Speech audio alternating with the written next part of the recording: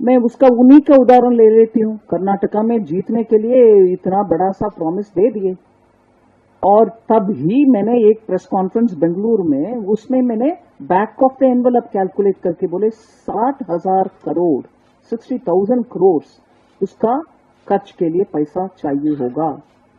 अगर 60,000 करोड़ आपके बजट से ही आप दे पाएंगे, मतलब बाकी सब काम जिसका कमिटमेंट ऑलरेडी हो चुका है उसको देने के बाद आपके हाथ में 60,000 करोड़ है, तो ये सब आगे बढ़ पाएगा। मगर प्रॉमिस तो जिता दिया, उसको निभाने के लिए अभी कहां से पैसा आएगा। इसीलिए मुझे याद है deputy chief minister D K Shivakumar ji ने बोला नहीं पैसा मैंने इसको दे दिया इसीलिए डेवलपमेंट को नहीं है। और दूसरी बात भी बोले कि 38,000 करोड़ कुछ मैं दे पाऊंगा, उससे चलाओ काम, मैं कुछ और नहीं कर पाई उस समय का। फिर शायद उनके एडवाइजर ही डिप्टी चीफ मिनिस्टर का स्टेटमेंट जुलाई 2023 में हुआ।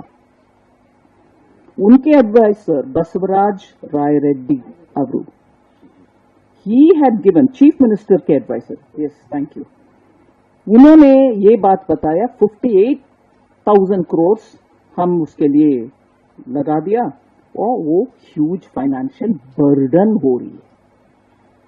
इसीलिए मैं इसी उदाहरण को उठा करके मैं बोल रही हूं, एक स्टेट में बर्डन इतना सा हो रही है प्रॉमिसेस देने के कारण, बाकी सब काम डेवलपमेंट के काम रुकावट में आ गए। क्या देश भर का काम और अभी वायदा देने में जनता आपके ऊपर भरोसा रखेगी? वो एक है प्रश्न। दूसरा प्रश्न, अरे हिमाचल प्रदेश में आपके सरकार है, इधर भी आपके सरकार है, और इससे पहले राजस्थान में आपके सरकार था, इसका कुछ उधर झलक दिखाया आपने कि कर दिखाए, इसीलिए हमें कॉन्फिडेंस है ये सब इंप्लीमेंट लायक विषय है इसीलिए हम इंप्लीमेंट करेंगे, ऐसे बोलने का कुछ है विषय उसमें? और क्योंकि आप कांग्रेस मैनिफेस्टो के ऊपर प्रश्न पूछा, मैं इस मौके पर दूसरा विषय भी बोलना चाह रही हूं। वो है कि हिमाचल प्रदेश में जैसे कर्नाटका में प्रॉमिस दिया, चुना और चुनकर आ गए, उधर ओपीएस एनपीएस डिबेट के ऊपर बोल दिया कि हम वापस ओपीएस में चले जाएंगे, और चुनाव जीतकर आने के बाद उसके बारे में एक शब्द भी नहीं बोल रहे हिमाचल में। और राजस्थान में भी तब की मुख्यमंत्री जी गहलोत जी थे, वो भी बोले नहीं इंप्लीमेंट मैं कर चुका हूं, और अब तक जितनी भी पैसा उसमें इकट्ठा हो रखा है वो सब वापस हमें स्टेट को भेजो, ये भी उनका डिमांड था। मगर आज कांग्रेस के पास ये मैनिफेस्टो रिलीज करने के समय आप जैसे आप ही के एक कुलीग प्रश्न पूछने के समय पूर्व वित्त मंत्री जी का जवाब क्या था? It will be premature for us to bring it now. When finance secretary is the committee head, there is a committee formed by the central government, so it will be premature. क्यों हिमाचल प्रदेश में घोषणा करने के समय premature नहीं लगा?